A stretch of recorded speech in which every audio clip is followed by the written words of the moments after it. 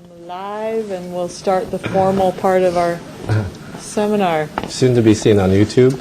Yeah, I don't know. We do podcast, actually. You can go to iTunes and get them on podcast. Not video, though, just the audio.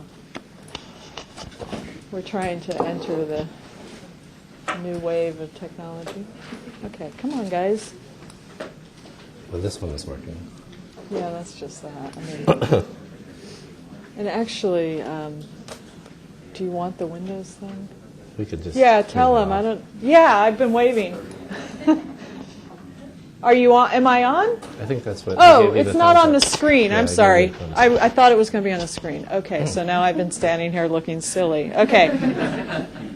So welcome to the Friday Transportation Seminar. My name is Jennifer Dill. I'm Director of the Center for Transportation Studies and faculty member in Urban Studies and Planning, and I help co-organize this seminar with my colleagues John Glebe, Chris Monsieur, Miguel Figliozzi. So welcome everyone to today's seminar. And a couple logistics. We do webcast the seminar, and so that people can hear the questions on the web. When you do ask questions of the speaker, please use the microphones that are positioned at most of the desks. And there's a touch button, and you want to push the touch button and keep the red light lit while you are asking the question so people on the web can hear. And then if there isn't a microphone near you, my colleague Chris Monsieur will walk around with this portable one so that your question will be recorded. So please be a little patient with that.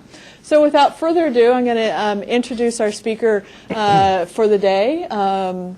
Someone I've known for a while, Lewison Lem. He is a principal consultant with PB. And he's done many things in the past. He got his PhD in urban planning from UCLA, focusing on transportation finance. He's done a lot of work for various firms in California and the EPA and AAA and some other consulting firms. And I'm going to turn it over to you to say some more about yourself if you'd like and carry on with the topic of the day. Thank you very much, Jennifer. And thank you all for coming, and for those of you who might be listening on the web or elsewhere.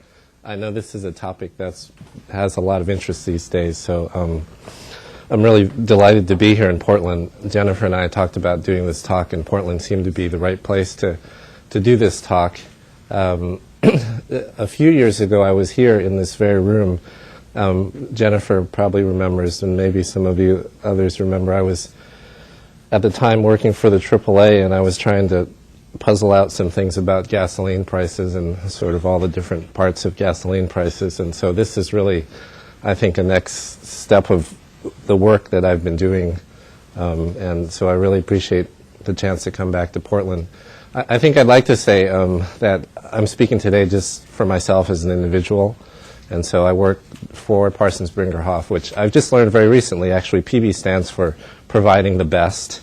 But of course, today I'm not speaking officially for PB, and I also have an affiliation with a group called the Center for Climate Strategies. I'm a consultant to them, and I'll talk a little bit about the work that they've been doing. But again, I'm not speaking for the Center for Climate Strategies. But I'm really happy to have all of you here. Of course, this has really blossomed in people's minds for whatever reason. You know, this is like the issue of the day, as Jennifer says. Those of us who've been working on it for a while have been kind of trying to plug away, and there have been lots of people who've been doing that. And what I say is really kind of a synthesis of a lot of work that's been out there around the country and around the world. I worked about 10 years ago. I worked at the EPA in Washington, D.C. We worked in the Administrator's Office of Policy. We worked in the Office of Transportation and Air Quality. And we did a lot of work related to transportation topics. Mostly it was, at the time, you'd call it voluntary programs, voluntary partnerships. And the question then was just sort of on a voluntary basis, what could we do with the transportation system that would help ease what we were starting to really start to understand was the impact of greenhouse gas warming and the impact of that upon climate change. Since that time, so 10 years later now, it's really quite amazing to me. The science has come out, and every day it seems like in the newspaper there's more science coming out.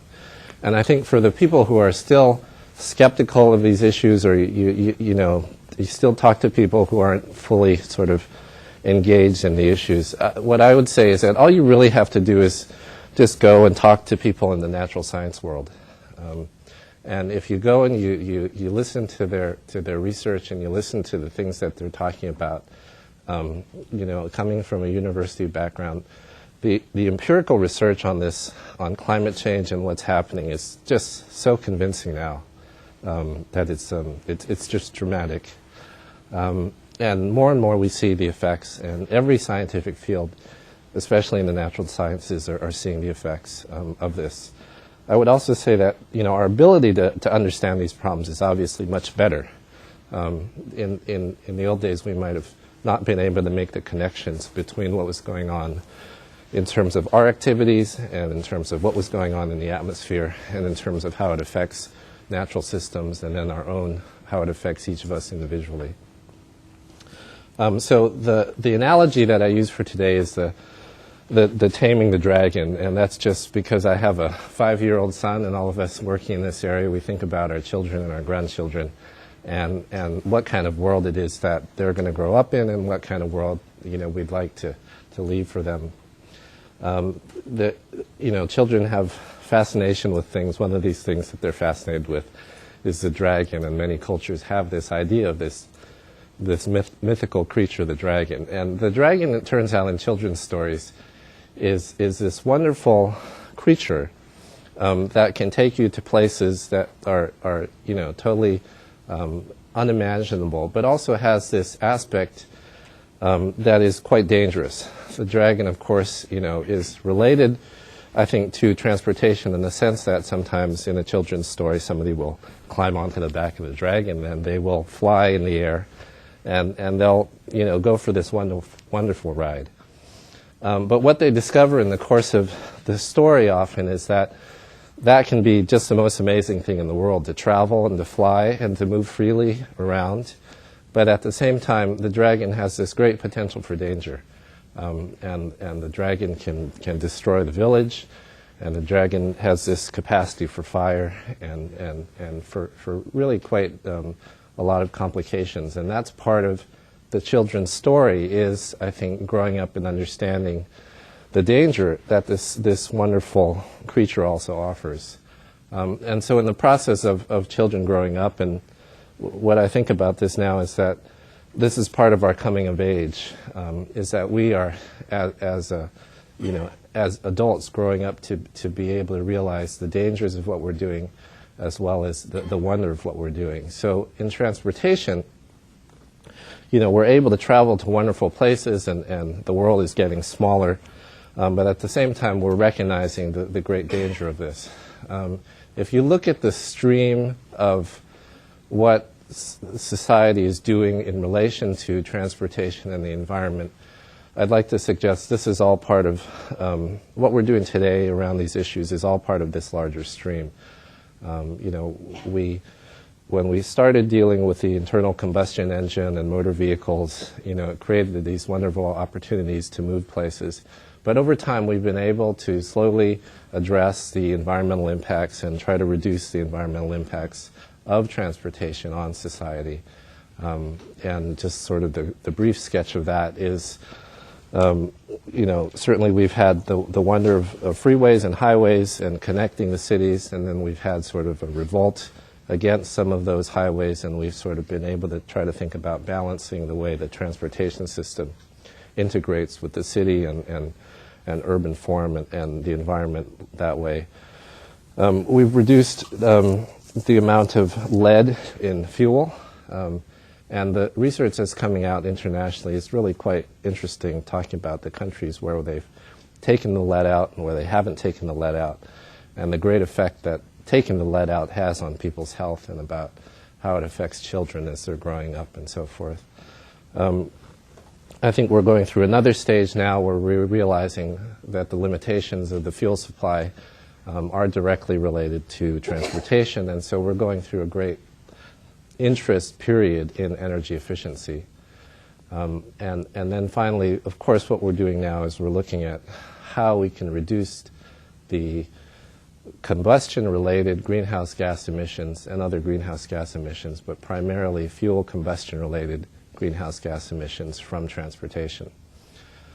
If we look at the inventories of this, and we have better data now on where the sources of these emissions are coming from transportation, we can see that most of it still comes from gasoline use, diesel use. Diesel fuel use is growing, aviation fuel is growing. You know, the degree that we're buying things that are being shipped on, you know, big cargo ships, you know, marine vessel bunker fuel use is growing, and so those are growing in high percentage terms.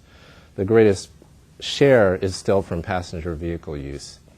So for greenhouse gas emissions, in contrast to what we call the criteria pollutants, the other gases and pollutants that we're concerned about that are the producers of smog and soot, we see this very different situation. We've been able to reduce the amount and the effects of criteria pollutants by over 90% through a lot of technological innovations, starting with things like the catalytic converter and so forth, and better fuels and improved vehicles. So we've made really tremendous strides in that area. But we see now with climate change that it's really directly related to fuel use. And so the amount of fuel that we use in the transportation is directly related to the amount of greenhouse gases that the transportation sector is producing and putting into the atmosphere and is affecting the climate in the ways that I suggested earlier. So I think for those of you who follow this, you're probably aware that we have some goals now, and the scientific community is giving us some goals on a worldwide basis, and that's about 450 to 550 parts per million of carbon dioxide in the atmosphere. That's suggested as the goal for a stabilization scenario. Carbon dioxide and other greenhouse gases, though, they stay in the atmosphere, and so those of you know that what we've already emitted is staying in the atmosphere, and so we are still going to continue to live with the effects of climate change as we go forward. Now, it's just a question of how much climate change we're going to see. Is it going to be 1 degree, 2 degrees, 5 degrees, 7 degrees, 8 degrees? That's kind of what we're talking about in terms of temperature increase. And what does that mean in terms of the water supply? What does that mean in terms of the increase of wildfires? What does that mean in terms of other natural phenomena like sea level rise? Those are the things that we're facing. How much effect is there going to be? So we see that this stabilization scenario, though, is what we're reaching towards in general in climate policy. We're not sure how we get there. We really, honestly, do not know how we get to this 450, 550 stabilization scenario. That's why all the countries, I think, are really starting to work together. And even the U.S., after a number of years of delay, is starting to move in this direction. I've been really fortunate that I've been able to work with a lot of the states in the U.S. and a lot of the wonderful people in various states who are trying to make advances in this area. And I've primarily worked in the area of transportation. Some of the governors, some of the leaders of the state legislatures around the country, some of the citizens and the activists have really led the effort in the U.S., and we're starting to see the fruits of those activities. So we started in 2006 with the Arizona Climate Change Action Plan. This was through the Center for Climate Strategies. We also moved on from there to do the New Mexico State Climate Strategy Action Plan, Colorado, Montana, Vermont, North Carolina, Minnesota, Washington State, Iowa, Florida, Maryland, Kansas is starting, Arkansas has started, Michigan has started. A lot of states are trying to move in the right direction. Transportation is one part of that overall climate effort. Depending upon the state, we see, of course, transportation might be a bigger share of the pie of the emissions, or somebody might say a bigger part of the problem. And one of the big questions that arises is, how does the transportation sector address its share of the problem or become its share of the solution? And that's some of the data, some of the evidence, some of the experience that I hope to tell you a little bit about today based on my work and the work with the Center for Climate Strategies in those states. All of this, I mean, is not really new stuff. We've been working on this for a while. What it happens is we're kind of bringing together everything we know about transportation and trying to apply it to this issue area. Everything that we've been trying to do in terms of vehicle improvements, in terms of fuel improvements, in terms of transportation, smart growth, and land use, in terms of transit and multimodal transportation, in terms of just how we operate the vehicle, how we drive, whether we choose one day or the other to take a walking trip or to take a bicycle trip or to drive somewhere. And again, so all this work builds on the work that lots of people have done and continue to do over the years, including the people here at Portland State. And those of you who are here in Portland, I think you should be really, you should be proud of the efforts that you are making in Portland. Without Portland, the United States would not sort of have this example to talk about. And so that's why, we want to talk about it here as well. So the difference, I think, between climate change and criteria pollutants is that most of the solution for the criteria pollutants came from the technology side. And so there are people who will say that most of the solution for climate change, at least as far as the transportation sector goes, should come and will come from the technology side.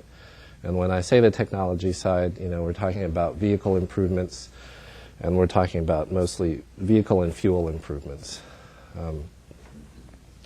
But because the goals for climate stabilization are so significantly, far from our reach, I think, and I think other people are increasingly realizing that we have to reach for whatever we have in the toolkit of transportation. So not just the technologies, not just vehicles and fuels, but everything else that's in the transportation we want to take a very hard look at, and we want to try to find some strategies that will help us reduce emissions and will honestly help us adapt to the changes in the climate that are coming. And there will be a debate, and there is a debate right now about that. How much smart growth, how much money do we spend on transit? How much do we spend on high-speed rail? How much in those areas as compared to how much investment in more fuel-efficient vehicles, vehicles with a greater fuel economy? How much investment in alternative fuels, whether it's ethanol or biodiesel, or whether it's sort of the next generation of fuel cell and hydrogen, whether it's plug-in hybrids. All of that is on the table in climate change, and we're just trying to now to collect the data and use the data about where we get the emissions reductions from the transportation sector and where the low-hanging fruit, how do we make the right choices about what to do first, how do we come together in agreement about making forward steps together. Those are the things we're struggling with. We took a big step in the United States in 2007. At the end, we passed a new energy law, and we're starting to digest the results of that. And the President and the Congress did come together. So we do have a new goal of 35 miles per gallon for light-duty vehicles, for passenger cars, which is the first time we've upped the CAFE standards since the 1970s. So that's a big step. When you compare that goal with what's going on in other countries, actually we're still behind.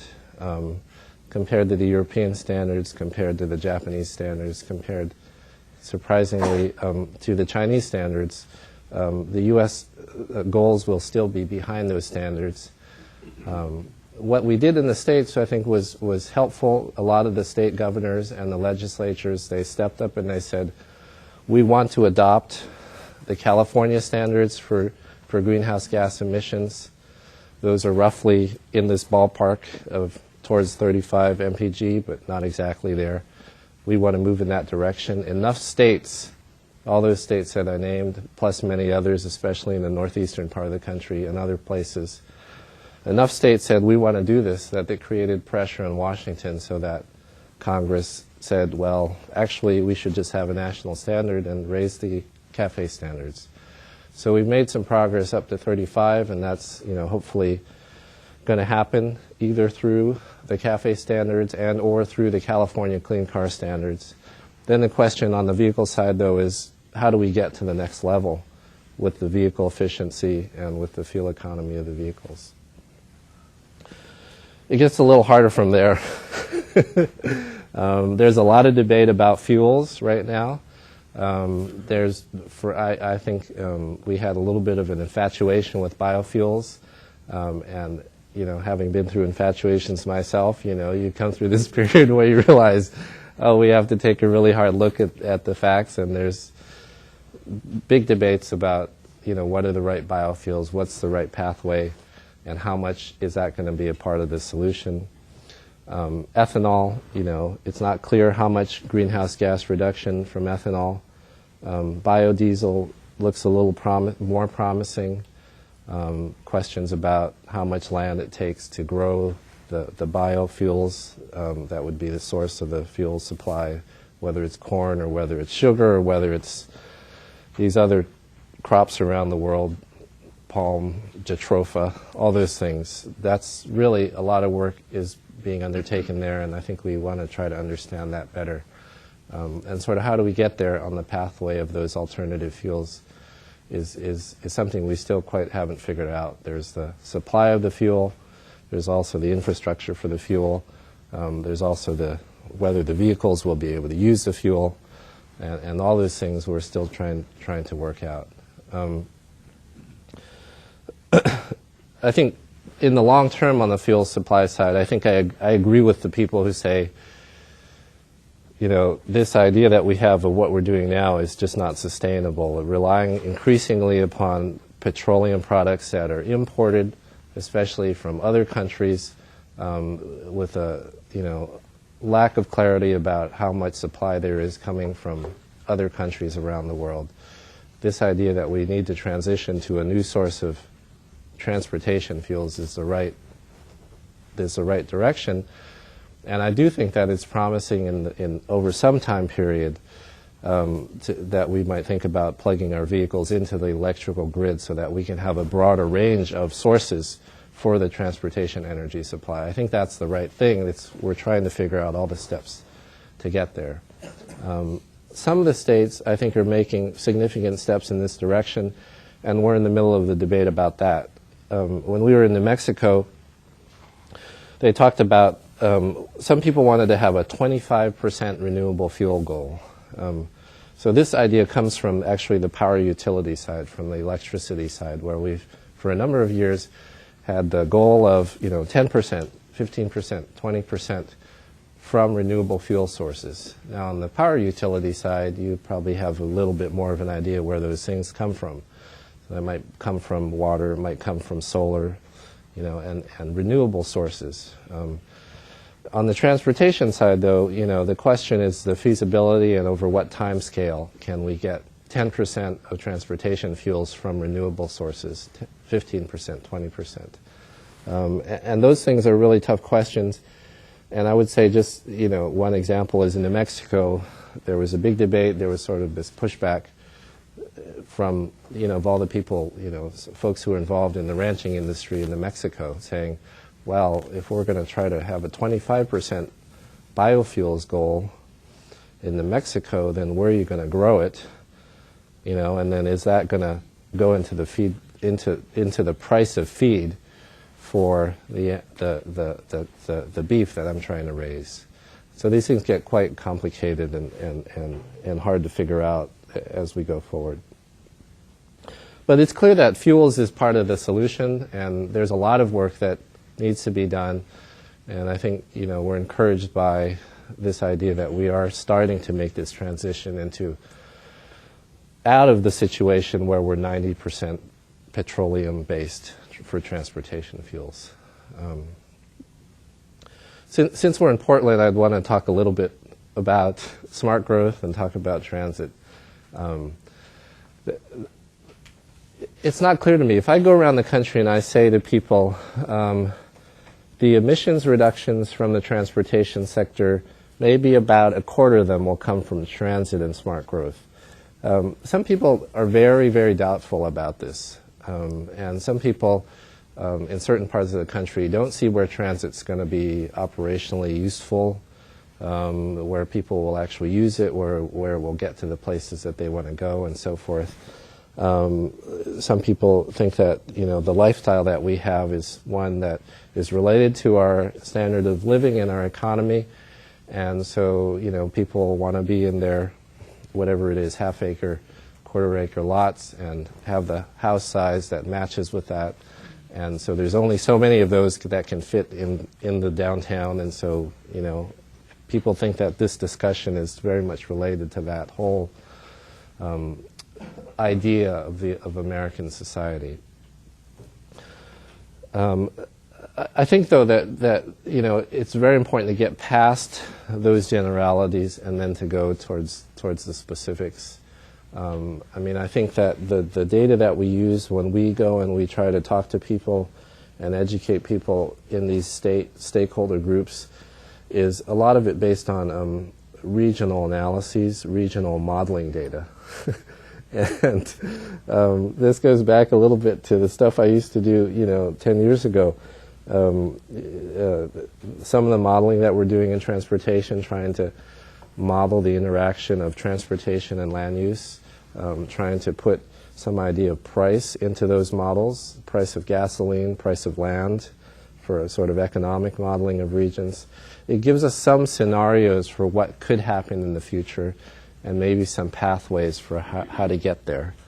So the scenarios that we do, for one of the most famous is in Sacramento, for the Sacramento region, which I think is kind of a classic Sun Belt growth region, suggests that compared to the baseline sort of business as usual growth, you can have a VMT reduction under some scenarios of 25%, by some horizon year.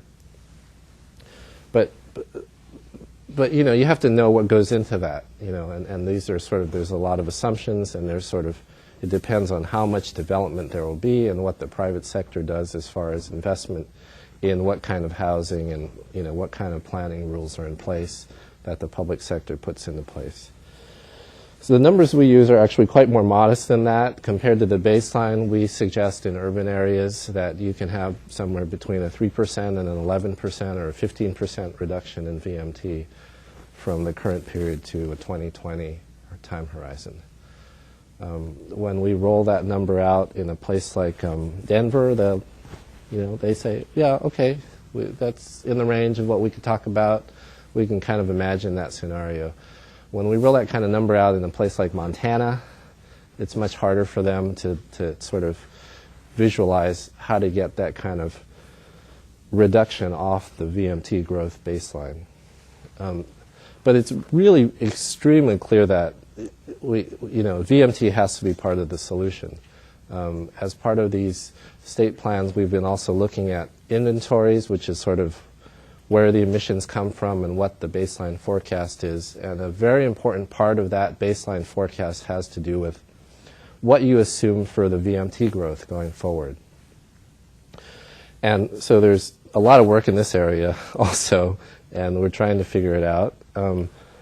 But we've had quite a lot of VMT growth. I remember we were talking about whether there was a saturation point for the number of vehicles in a household, and people thought VMT growth would level off, after we had one car per adult population in a household. I think some people are realizing now that it has to do with the size of the household now. Actually, our society is changing so much. There's so many more single-person households, that's part of what's driving this, and so VMT keeps going up. The operational number that I like to look at now is what the average annual VMT growth is. And I think, it's significant that the head of the State Highway Association now is going around saying we need to reduce our VMT growth forecast by 50%. So he's saying we need to reduce average annual VMT growth from about 2% a year to 1% a year. And that's the range of things that we're talking about. Now it's important to realize again that that's compounded. So 2% a year might not sound like that much, but if you do 2%, 2%, 2% over 20 years or over 40 years, of course it's a lot. And then if you multiply that by the number of people or the number of cars, then it's a lot of vehicle miles and it's a lot of gasoline consumed, and of course then you see why it's a lot of greenhouse gas emissions. I was most recently looking at some of the numbers in Florida. We've got some average annual rates above 3% in Florida. And so the question is, how do we move from these 2%, 3% average annual VMT growth rates to something more like 1% or 1% plus? And that's where a lot of the hard work is, and that's where, of course, we look to Portland and we look to Oregon to provide us with some answers and some suggestions as to how to do that. We also look to other parts of the world. Could you clarify if that's total VMT or VMT per person, the growth rates that you're talking about? Oh, that's total VMT. Sorry, thank you. Yeah. So there's a lot of things under this umbrella of activities around smart growth in transit that I think are very important for us to look at, but they become a big part of sort of the solution for the transportation sector's portion of the climate change solution. We still have a lot of work to do, but I think that we certainly need to look at that very hard. Please go ahead. Just a brief follow-up question. Yeah, go ahead. Very helpful. Yeah. A brief follow-up question is from saying. Go ahead. So if the total VMT is increasing at an annual rate of 1 or 2%, just ballpark figures, how much of that's attributable to population growth and how much is attributable to changes in behavior? Of course, it depends on the place. Yeah.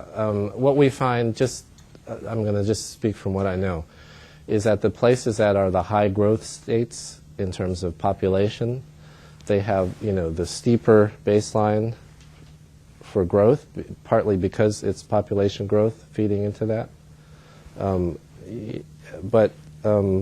So you might have states and regions where there's not as much population growth expected, and so those will have lower VMT growth also. But what's interesting about climate is that it's actually the states that have the high growth rates forecast that also have the greatest potential for change. So let me give you the example of that. In Michigan, what they're talking about is how to retrofit old neighborhoods. How do you rebuild existing neighborhoods? So in Michigan, if there's not as much population growth expected, then in order to sort of have an effect on the urban form and the choices that people make about travel, then you're going to have to be much more worried about retrofit of existing infrastructure, both urban and transportation infrastructure. But if you're looking at a state like Arizona, which has this high growth forecast going forward, you actually have the opportunity, in theory, to have an impact on that to a greater degree.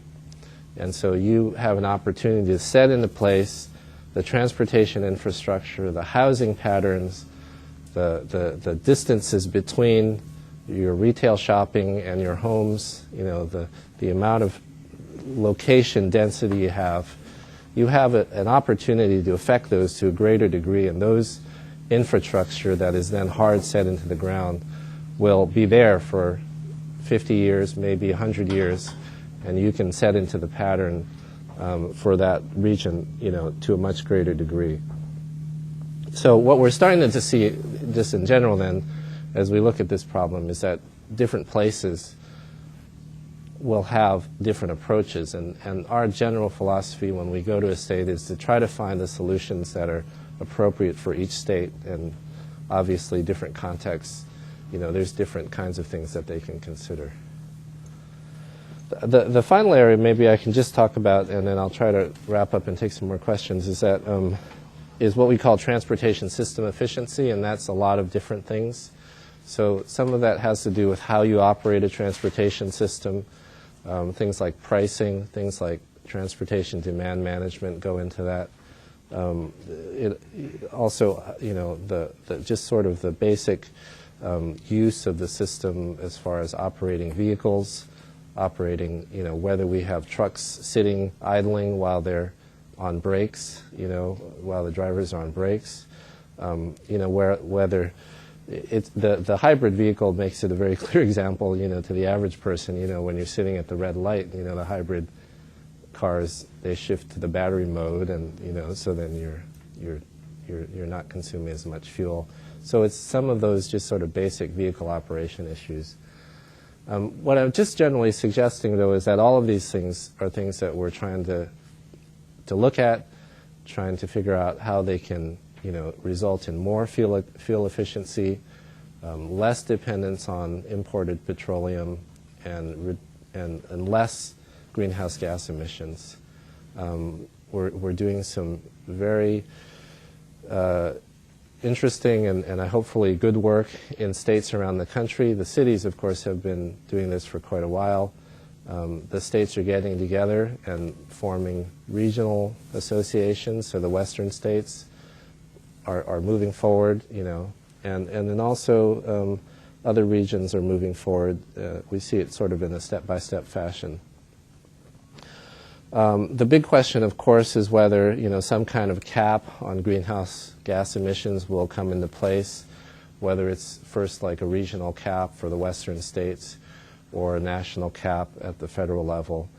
And then the question is whether you include the transportation sector in that cap, and this gets into cap and trade type activities, and how that will affect the whole transportation system. Those things are new things. We're trying to figure those out. Clearly, those have the potential to have an effect.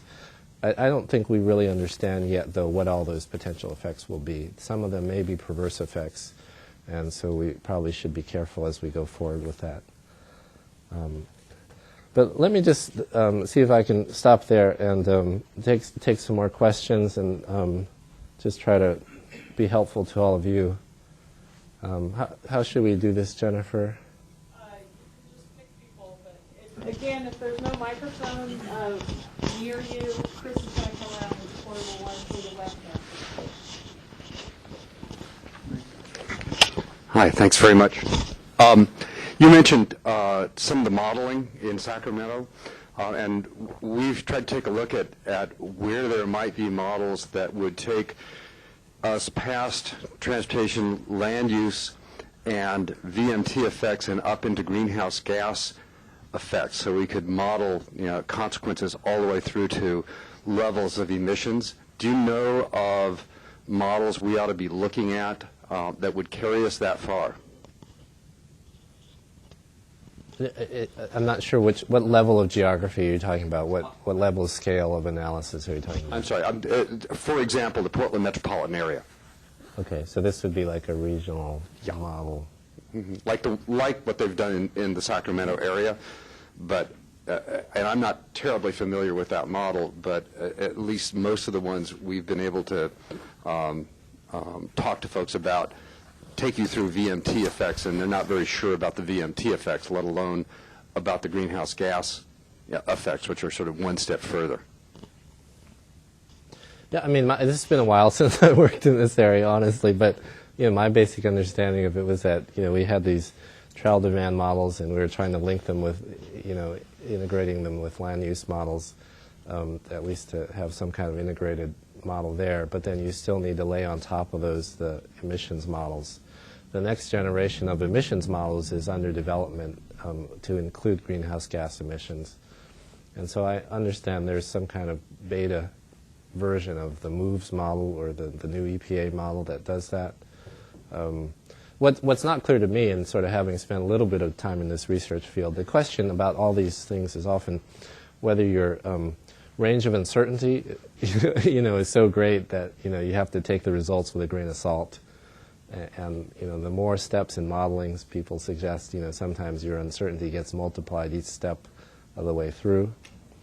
But I think still, though, it's very, very important, though, to do that kind of scenario analysis if there's a way for you to do it, because then that can actually help you at least give you an order of magnitude, give you an idea at least about how to get to that general ballpark of what your goals are. Does that help you? Thank you. Shall we just keep going in the back there? Go ahead. Yeah. Well, I'd be interested in hearing a little bit more about some of the perverse outcomes you were concerned about, but specific question perhaps for that. Given concern about the sort of economic disruption that regulating carbon might have, there's a lot of focus on sort of per ton abatement costs and maybe thinking about economically efficient approaches, which from a transportation perspective, there's a lot out there at stationary sources that, from a lot of the analysis I've seen, is probably a lot cheaper per unit abatement. And so on the other side of that is a whole set of co-benefits, you might argue, are derivative of transit and land use and smart growth and those types of things. I'm wondering if you have some thoughts about how framing that discussion might go, and then what an appropriate way of thinking about this from an economic impact perspective would be. Yeah, I think that's a very important area that we're a lot of people are starting to focus on now that we many states have goals for ton reductions, so then the question is which ones do you do first and which ones are, more cost effective than others. I honestly, I think in the transportation sector we would benefit from having a lot more data and research and information on the cost effectiveness side of things. The difference in transportation is that we're so far behind, like the power utility sector, if they've been doing energy efficiency programs for 20 years, they have studies and evaluations of what's cost effective as far as programs for energy efficiency and power utility sides. But because transportation's behind, we don't have that base of knowledge. Having said that, I mean, all the numbers that I've seen, the fuel economy, the vehicle improvements are cost effective, and the basic logic of that, I think most people can understand, is that it costs you a little bit more up front, but then you save money on the gasoline purchases as you go forward. So then in that case, it's just, for an average person, it's just your payback period. Does it take you 3 years to get the money back that you paid a little bit more for up front?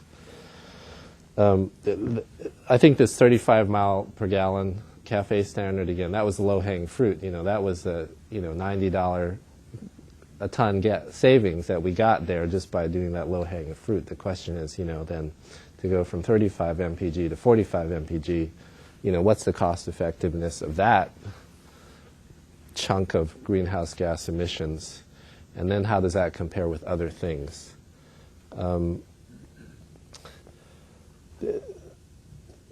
But transportation is going to do its share, I think, in some ways. So the question when you do that comparison then is, do you compare those with other transportation strategies, or do you compare those with other things in other sectors? And I do think then that you want to open up the box and compare them with other sectors. And the reason why I say that is because if you imagine a market trading system, then we can help each other out across sectors. And I think that to some degree, if the economy is to grow and population is to grow, then VMT and transportation use is going to grow to some degree. But you can mitigate that if some sectors that have much more cost-efficient reductions can pay for and trade off some of that growth. In a sense, it's another form of the transportation mitigation, rather than reduction of travel, overall travel. Does that help? Thank you. Yes? I was wondering if anybody's been able to model and determine I was wondering if anybody's been able to model or determine the benefits of capacity restrictions or capacity reductions in terms of greenhouse gas emissions. And I guess the classic example is Seoul, South Korea, where they claim to have removed a freeway and replaced it with a river, and all the traffic disappeared. And simultaneously, we have, in this country, people are proposing capacity increases on the claim that this will make traffic move more smoothly, and that will produce reductions in global emissions. And I'm wondering what the facts are. Yeah, whatever. I don't know. I guess I've been around enough to sort of see where the fights are. I don't know how the fights will be resolved, but I can see where the fights are coming. So obviously there's going to be big debates about this, because there is an argument in terms of traffic flow, and again, I put that into the transportation system efficiency box. Smoothing out traffic flow has an effect on energy consumed, just as there are curves about, emissions to speed for air pollutants. There are curves for fuel consumption. And so, people who know much more about this than I do would say, what you're trying to do in terms of fuel is to get to some kind of optimal flow, which is also, somehow related to better fuel efficiency. So some of these flow issues, I think there's something to it. The question is whether improving traffic flow is necessarily linked to adding capacity, new capacity,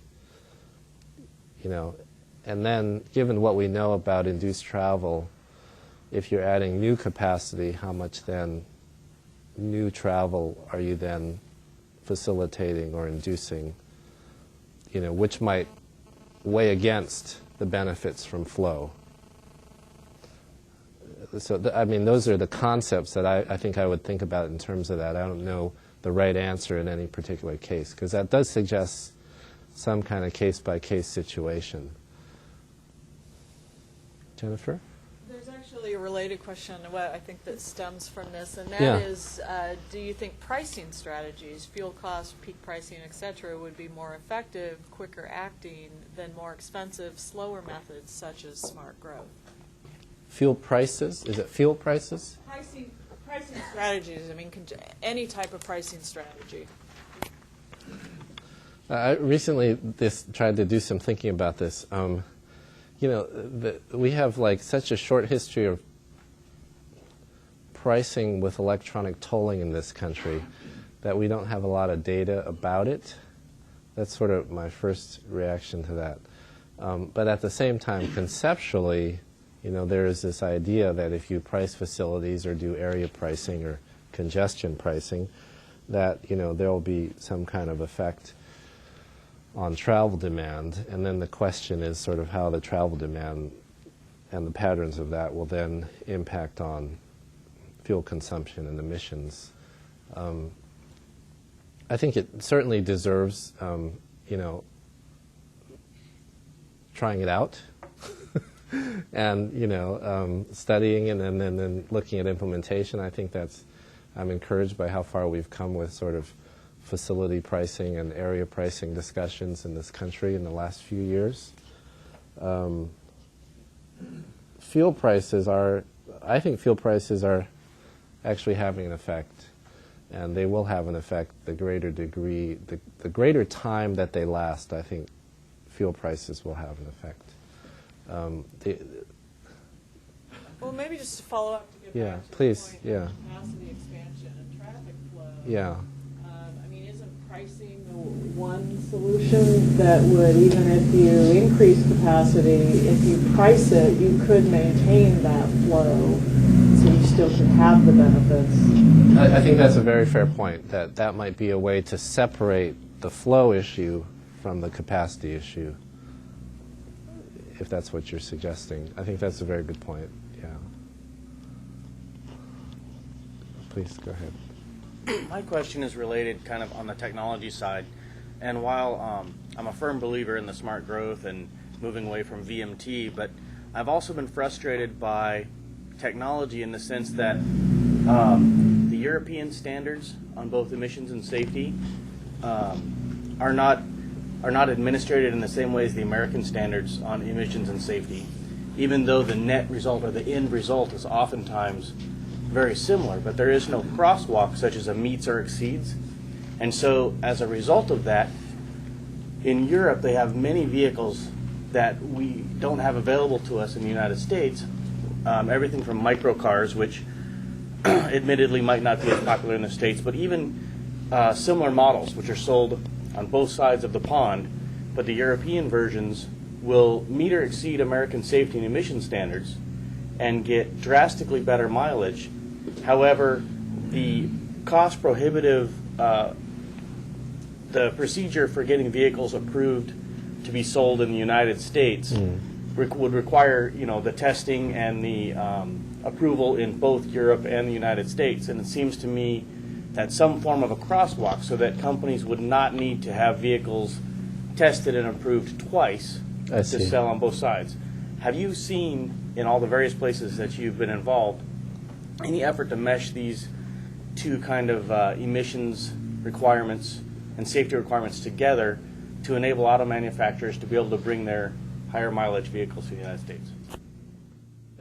This is a very particular area that I'm not as familiar with. I think I understand what you're suggesting, that it has to do with the choices that we see if we're out there looking for cars, and the idea that maybe there's some kind of difficulty getting cars approved to be put into the marketplace in the U.S. That's what you're suggesting?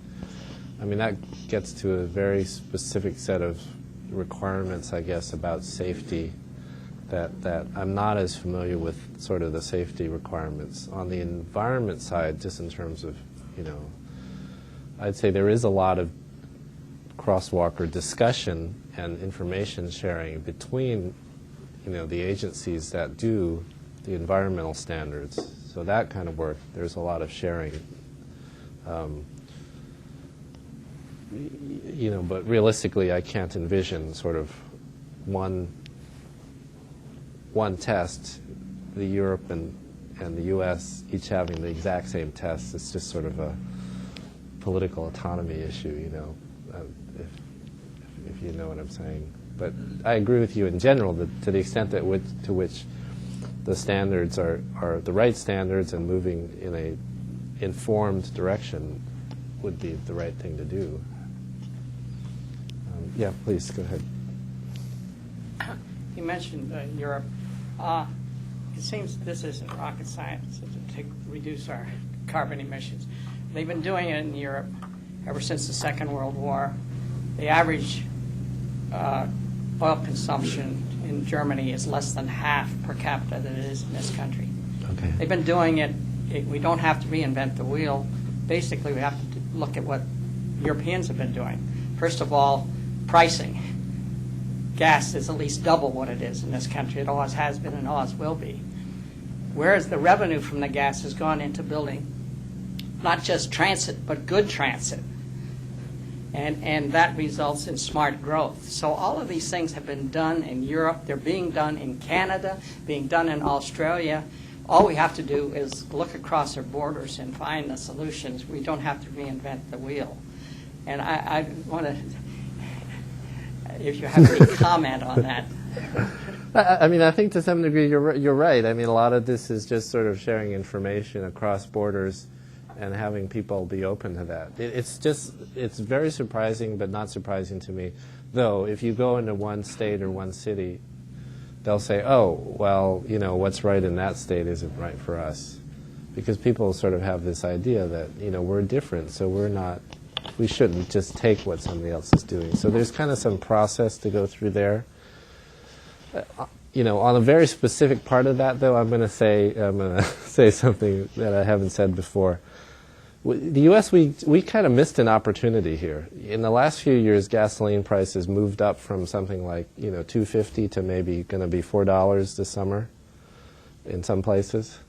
That $1.50, even that amount, if that amount of increment was used within the U.S. by the public sector for whatever it is we chose to use that money on, rather than, being, in a sense, revenue that was exported to other countries. The U.S., we sort of lost that window of opportunity now, because now the world crude oil market is in a different place than it was a few years ago. Yeah.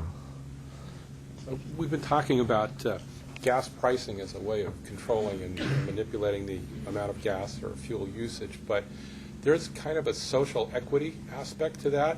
that nobody's brought up, and that is, if you're, and I'm picking these numbers out of the air, if you make 40,000 or less, it's going to be a concern to you if you're paying $5 a gallon at the pump. But if you're making, say, $250,000 or more a year, it's really not that much of a concern, and you don't have to control that. That wouldn't be an incentive, and so you have kind of a social equity. Is that ever taken into account when coming up with the plans? I think that's very much taken into account, and that's why the plans don't have gas price increases in them, gas tax increases in them. The people talk about them, and then they fall off the table. But I mean, there is a real part to that. I would not limit it to 40,000. I mean, at any income level with these, it's basically inflation of these. I looked at some numbers in one region in the Bay Area, gasoline prices. The CPI numbers just came out. They increased 11 or 12%. Anything that you buy on a regular basis, if it's going to increase 11 or 12% in 1 year, it's going to have an effect on your pocketbook.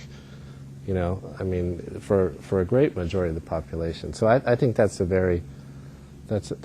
real issue. The question is, and to go back to the research side, whether that revenue, if that had been public revenue and there had been some way to use that revenue for some public purpose in order to benefit, give other options for travel to people, that's sort of the more Pareto optimal solution.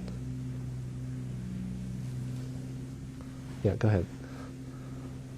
You mentioned the utility industry before, and over the past generation, it became obvious that to control greenhouse gases, the most important step was to do the worst source, which was the pulverized coal plants, which is pretty much a fait accompli, at least on the West Coast and the East Coast, other parts of the world. I want to know conceptually how you distinguish that from the situation the transportation is in now in terms of capacity expansion. When the signal came that there was going to be no cheap pulverized coal going forward, the alternatives, the conservation, the energy efficiency, the geothermal, the market has produced the alternatives. How do you distinguish that situation from saying no more capacity expansion and seeing the market and the evolution of a similar situation in the transportation sector? That's that's a pretty interesting question. Is there a way you might be able to summarize it? It was difficult to hear. Yeah, and this is not my area, but basically you're suggesting that in the power utility side, when there was consensus, let's just say that there was not going to be any more pulverized coal plants to generate new capacity for power, then that, everyone realizing that, then attention shifted, in a sense, to things like efficiency and other renewable sources. I mean, the closest thing that I can think of actually happening to date is that the limits we have on refinery capacity expansion in the U.S., that's sort of the closest thing that I have. It's actually very hard to expand the capacity in refineries in the U.S., and the oil industry is very concerned about that in the U.S. But that's just in the U.S. You can still have refineries in other countries, and you can ship refined product into the U.S. So it's not quite the same thing. Right. Well, I'm mostly talking about the vehicle capacity, and there was sort of a self-imposed in the utility industry. There's been this recognition that there's a limit on the emissions, and that's led to the cancellation of the pulverized coal plants. Why wouldn't, if there was a limit on capacity expansion, wouldn't the alternatives develop in the? I think that's the most important immediate step, is not to dig the hole deeper and go more into the single family or the single vehicle, not the car. Yeah, I think we just, in our minds, we just quite haven't gotten there, especially in the transportation sector. I agree with you that in the power utility sector, it isn't so much seen as an either-or. But in our minds, the transportation sector is still so much linked with economic growth and human freedom that in our minds, we still might feel it's an either-or when, we need to kind of shift and, not think of it that way. So, yeah. Yes? My question is about the reductions in VMT that we'll need to get to the greenhouse gas reduction levels that we need to be at. And I've heard a lot of people say that, VMT is definitely part of the solution, but I was wondering if you have a reduction range that you've heard. I've heard 30 to 50%, but I think it might be helpful to have some kind of a goal range.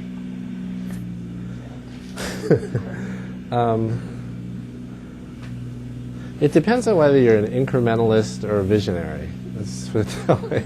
If you're an incrementalist, and oftentimes for our state plans, we're just kind of trying to get to some consensus about what people agree is feasible in a 2020 time period. That's why we use that kind of 3 to 11, 15% VMT reduction off the baseline.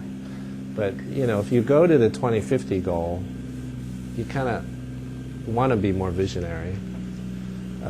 And then if you start to do the international comparisons, you also want to be more visionary, because it certainly takes a lot of different kind of infrastructure, both urban and transportation infrastructure, to get to the patterns of cities that are in other places in the world. Yeah. So related. Can you use the microphone? Related. The touch button where it says touch. Okay. Related to the previous question too, I was wondering about the Sacramento study with the 25% VMT reduction possible by 2020, I think it was. Can you translate that into a negative VMT growth rate, and also give some indication of what that means in terms of average VMT per day per person in Sacramento, and whether or not population growth rate is included within that estimate? I'm sure the folks in Sacramento would give you a lot more on that, but population growth is included, I would say. But what this is, and it's very important for me to clarify when I say these things. What this is this is two scenarios basically. It's a baseline scenario which has VMT growth in it, population growth in it, which is sort of a business as usual scenario. And then the question is, compared to that future scenario, what second scenario or other scenario can you look at that has a lower VMT growth? You're still talking about VMT growth in the future, because as long as you have population growth and more moving about, you're still talking about more VMT growth. It's a question of whether it's more or less more.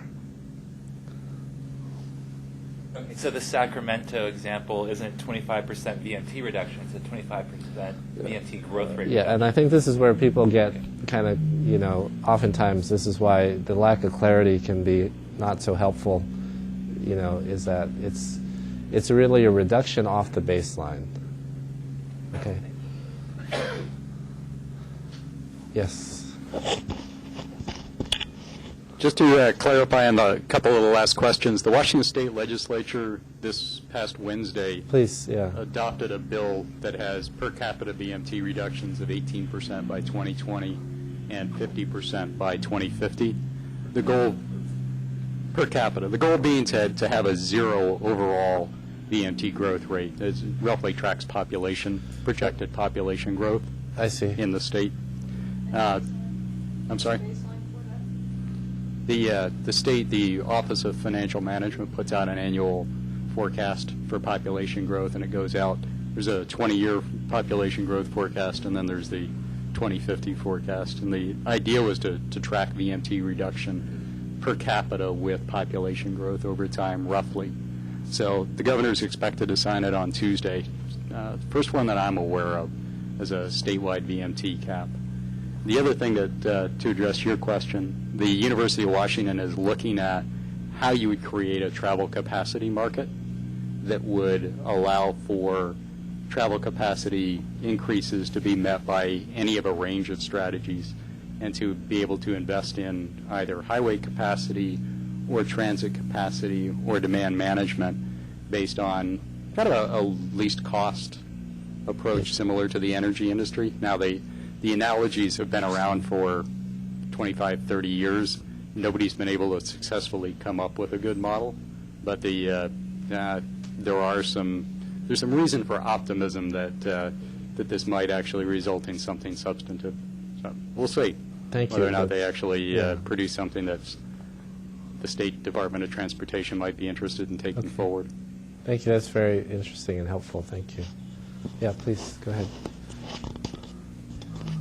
You said that people in Michigan are looking at actually retrofitting neighborhoods. I was wondering if you could say a little bit more about that and about the costs and difficulties.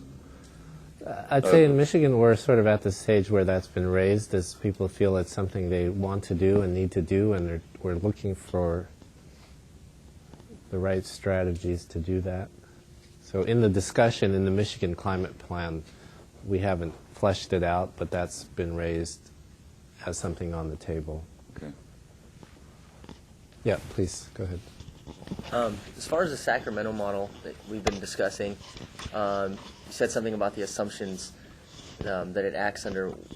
Can you explain a little bit about the assumptions on the future prices of fuel and land uses that model?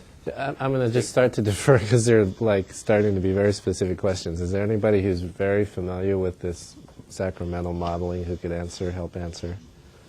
Yes? I'm not very familiar, but I'll sort of put in a plug too. We're hosting a integrated land use transport modeling symposium here in June. One of the speakers there is going to be Gordon Gary from the Sacramento Council of Governments, who's going to discuss this modeling system where they've integrated sort of parcel level land use modeling along with their integrated transport model, and the work that they've been able to do in terms of things like evaluating the impacts of large land use changes and looking at the locations of development and the sort of quality and density of development and the resulting travel patterns. And it's also relevant. We have two other speakers. One is Michael Wegner, who's from the University of Dortmund in Germany. And the title of his talk is called After Peak Oil, or the Age of Peak Oil, How Do We Need to Rebuild Our Cities? And he's a modeler.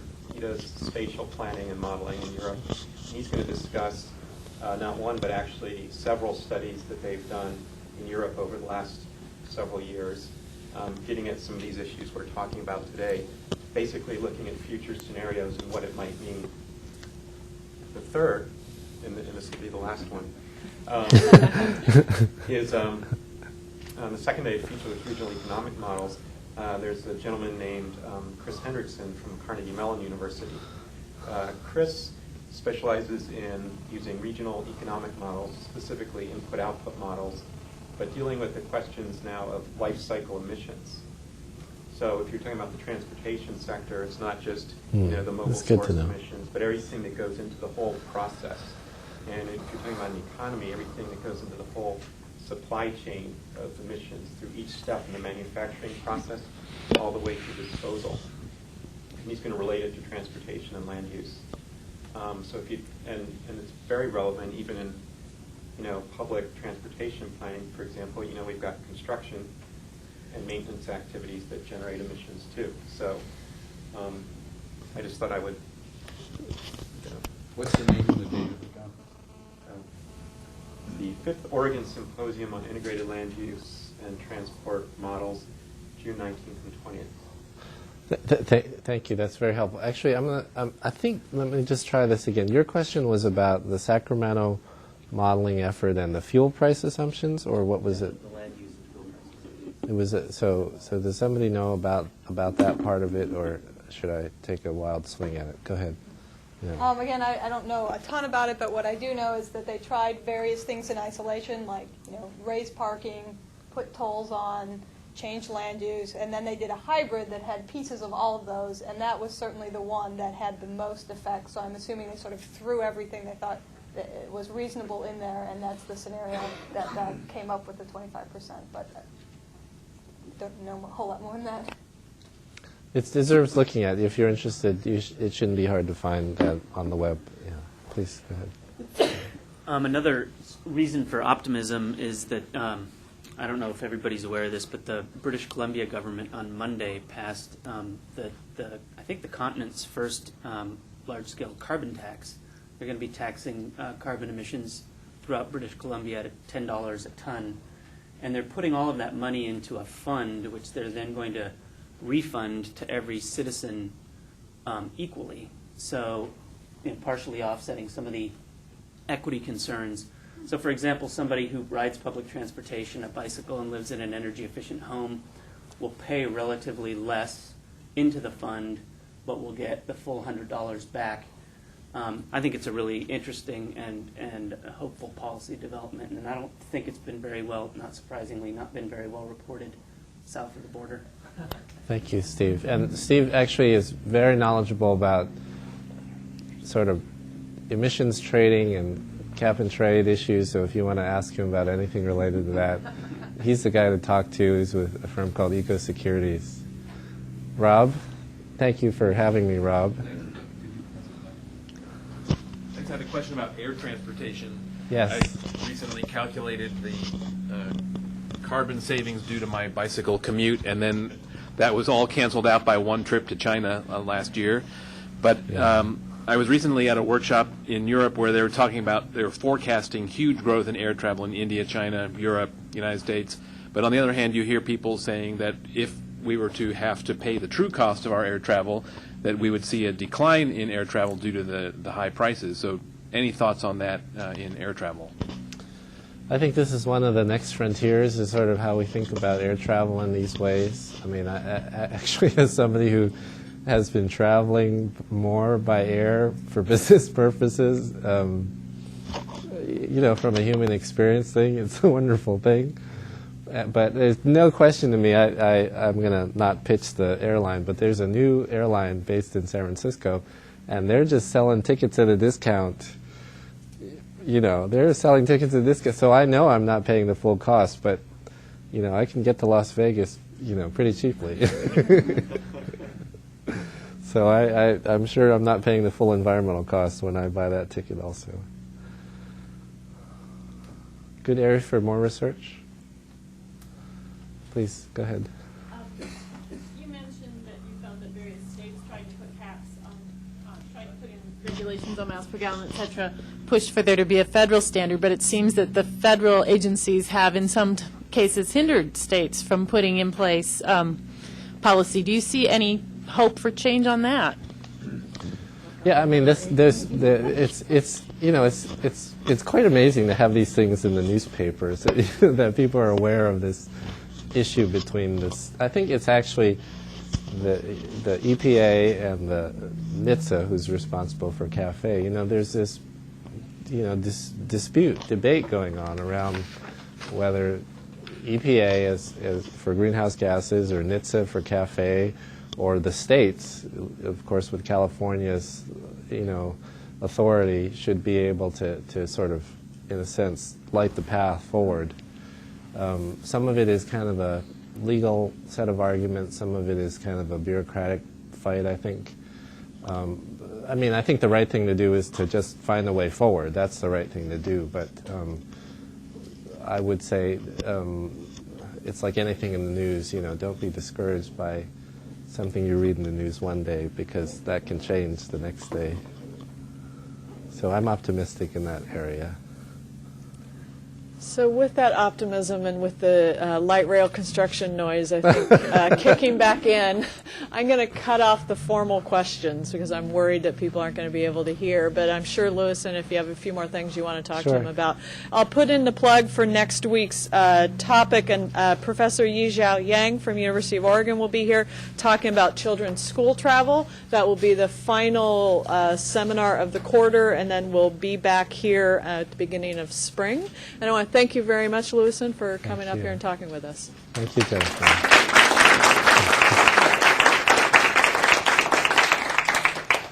Thank you all for coming. Thank you.